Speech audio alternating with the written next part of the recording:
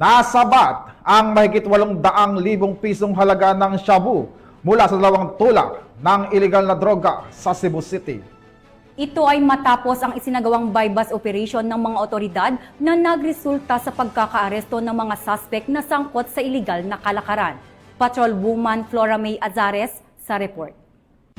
Aabot sa mahigit 800,000 pisong halaga ng hinihinalang shabu ang nasabat ng mga kapulisan mula sa dalawang sospek sa ikinasang bypass operation sa Sitio Omega, Barangay Sawang, Salero, Cebu City noong ika-18 ng Marso taong kasalukuyan.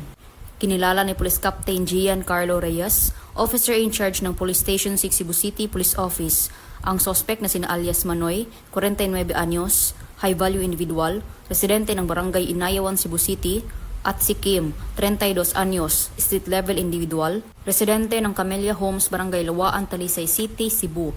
Dakong alas 11:55 ng gabi, nang isinagawa ang bypass operation humantong sa pagkaaresto ng mga sospek at pagkakumpiska ng 11 pakete ng hinihinalang shabu na may 120.50 na gramo na may standard drug price na 817,020 pesos, isang maliit na brown bag at bypass money.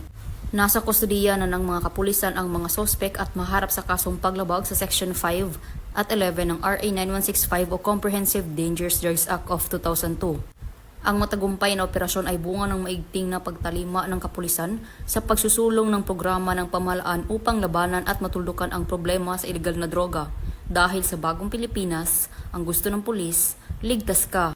Mula dito sa Central Visayas, ako ang inyong PNN correspondent, Patrolwoman Flora May Azares, alagad ng batas, tagataguyod ng Balitang Pulis.